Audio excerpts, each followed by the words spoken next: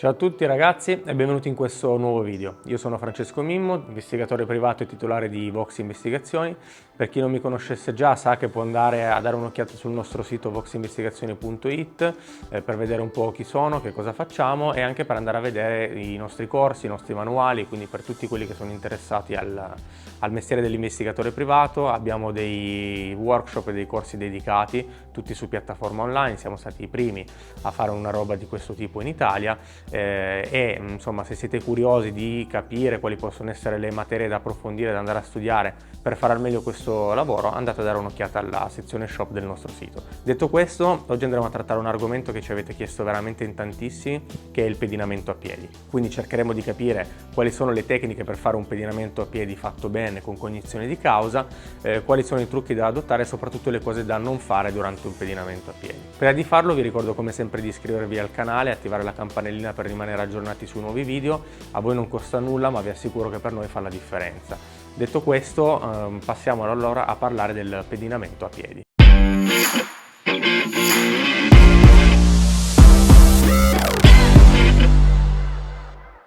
Come tutti sapete esistono vari tipi di pedinamento, il pedinamento in moto, il pedinamento in auto. Il pedinamento in auto l'abbiamo già trattato ampiamente, andiamo a dedicarci in questo video al pedinamento a piedi.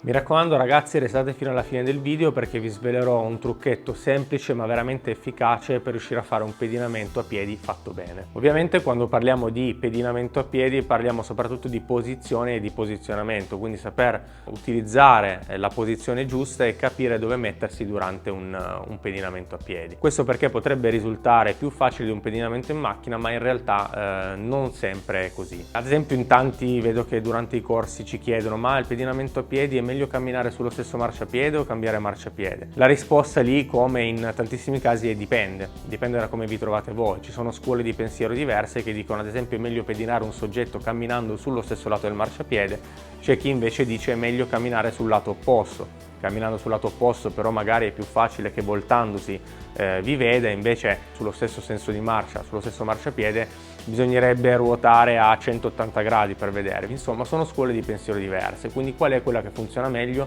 Quella semplicemente dove vi trovate meglio, quindi facendo delle prove. Io lo dico sempre, la cosa più sensata da fare è fare delle prove, magari anche con degli amici o semplicemente anche così per giochicchiare un po' con degli sconosciuti, cercare di fare una passeggiata insieme a loro e vedere dove vanno, che cosa fanno, se si accorgono, ovviamente tutto in un'ottica formativa, perché so già che poi qualcuno mi dirà non si può.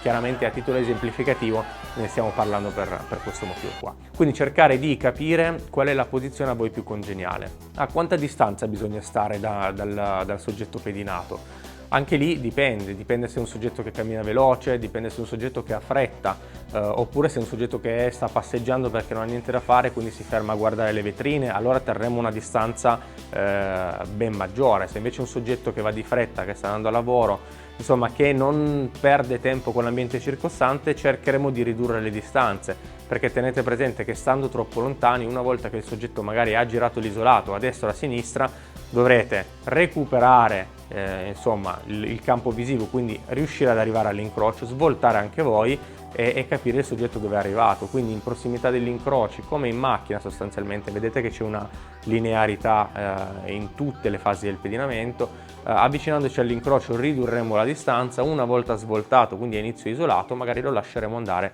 un po' di più. Che cosa non dobbiamo fare? Non dobbiamo sicuramente utilizzare colori sgargianti, non dobbiamo avere abiti, oggetti, indumenti o scarpe che ci possono rendere riconoscibili, quindi niente colori accesi, niente colori fluorescenti. Insomma, dobbiamo cercare di essere più anonimi possibili, perché ricordatevi sempre che il lavoro fatto meglio è quello dove l'investigatore privato ha quello che noi chiamiamo il tocco di una piuma, che non si sente. Arriva, fa quello che deve fare, se ne va senza che nessuno si accorga di niente. Quello è un ottimo risultato. Quindi a proposito di abbigliamenti sgargianti, non dovete assolutamente vestirvi come sono vestito io ora per fare questo video con i miei buoni videomaker qua dietro che mi stanno guardando ridendo. Quindi scherzi a parte, però veramente un abbigliamento che sia il più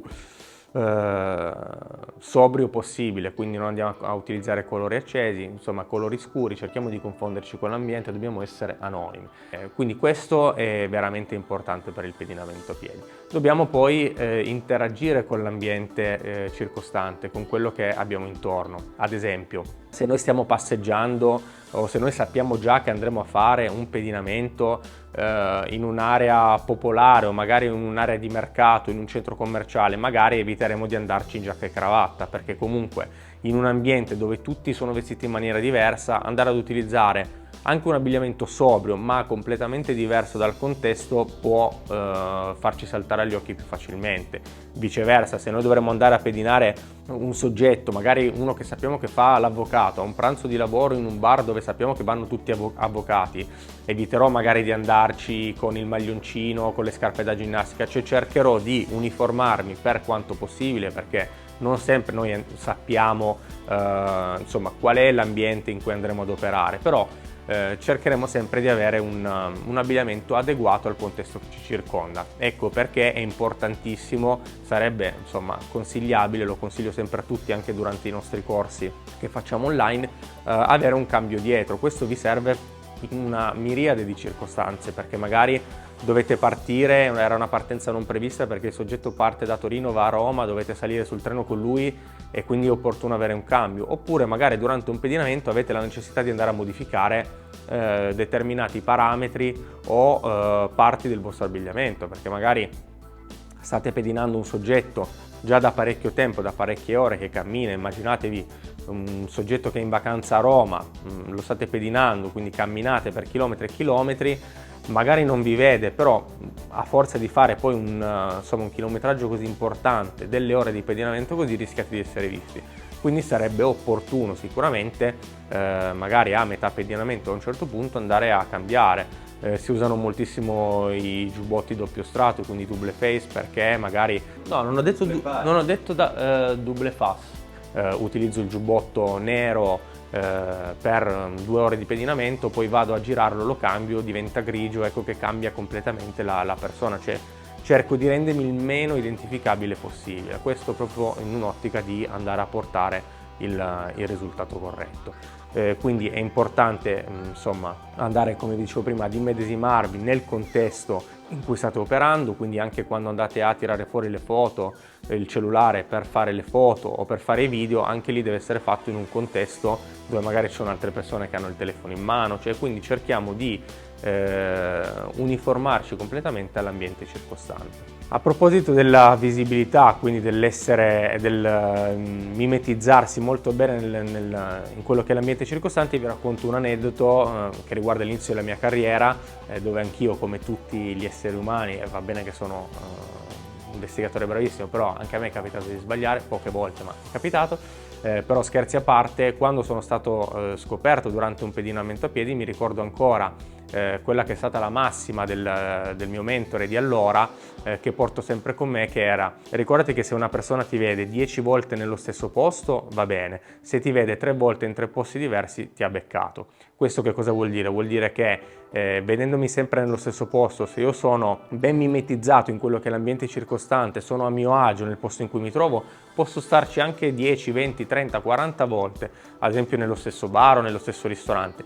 Ma se una persona comincia a notarmi in posti diversi, sicuramente si farà 2 domande, perché dirà: ma scusa, ma com'è possibile che questo qui l'ho visto prima lì, adesso me lo ritrovo qui, ieri l'ho visto dall'altra parte? Quindi comincia a capire che ci sono delle cose che non vanno, e questo che cosa vuol dire sostanzialmente? Che io non sono stato abbastanza bravo a mimetizzarmi con l'ambiente circostante, perché ricordatevi che un pedinamento fatto bene, se fatto con cognizione di causa, può durare anche mesi senza che la persona si accorga di essere pedinata. Dunque, come vi anticipavo prima, sicuramente ci sono dei trucchetti, degli escamotage che noi possiamo andare ad utilizzare durante un pedinamento per renderlo coerente con quello che stiamo facendo. Uno dei trucchi più vecchi del mondo, insomma, da quando li abbiamo tutti quanti a disposizione, è l'utilizzo dello smartphone. Questo perché? Perché sicuramente facendo finta di essere al telefono, quindi che sia in una posizione statica, quindi magari facendo finta di stare sui social, oppure in una posizione dinamica dove cammino facendo finta di parlare al telefono, sicuramente mi agevola a confondermi con l'ambiente circostante. Però ricordatevi che anche qui deve essere fatto con cognizione di causa, perché Se io ho una persona che è attenta a quello che sto facendo, se io farò discorsi disconnessi, sembrerò troppo finto nel parlare al telefono, la persona capirà che sto facendo finta, ok? Perché non diamo per scontato che le persone siano magari tutte con la testa fra le nuvole o tutte magari non insomma distratte. Ci sono persone magari che prestano attenzione ai dettagli, come farebbe un vero investigatore. Quindi se io magari faccio finta di parlare al telefono ma ho la suoneria attiva e in quel momento mi sta chiamando qualcuno, faccio la figura del fesso. Cioè è chiaro, no? Si capisce che bisogna usare una certa linearità anche nell'utilizzo degli smartphone, quindi non è così semplice dire ma sì, prendo il telefono ma utilizzo degli accorgimenti, quindi se sto facendo una telefonata, ad esempio mi sarò allenato a casa a fare una telefonata finta ma lineare, in modo che nessuno accanto a me si accorga che io sto facendo finta. Queste possono sembrare cose stupidine, ma in realtà vi assicuro che sono cose veramente importanti che fanno la differenza. Perché se c'è qualcuno diffidente, ad esempio seduto nello stesso vagone in metro con me, che sta osservando quello che faccio perché magari mi ha già visto 2 volte, se io sono in grado di convincerlo che sto facendo una telefonata reale, quindi che sto facendo tutt'altro, che non gli presto attenzione, è un conto. Ma se io invece sarò impacciato, dirò frasi o parole in maniera meccanica, in maniera non lineare, allora daremo al 100% la conferma che siamo lì per stare dietro quella persona. Quindi il trucchetto semplicemente è l'utilizzo dello smartphone ma in maniera intelligente, quindi impariamo ad usarlo bene per questo tipo di attività. Telefonate lineari, finte telefonate lineari, ci ricordiamo di togliere la suoneria, ci ricordiamo di staccare il flash se magari stiamo facendo finta di scrollare sui social ma in realtà stiamo filmando la persona davanti, quindi impariamo ad utilizzarlo veramente bene in ambito investigativo e non solo nell'ambito in cui tutti conosciamo. Bene ragazzi, io spero che anche questo video vi sia piaciuto, fatemi sapere nei commenti se era questo il trucco a cui stavate pensando, avevate magari in mente altro e così iniziamo magari a fare una chiacchierata anche su quello e vediamo se può avere un senso utilizzare altri accorgimenti. Spero che il video vi sia piaciuto, ricordatevi di mettere un like e appunto di farci sapere nei commenti che cosa ne pensate e io vi aspetto nel prossimo video.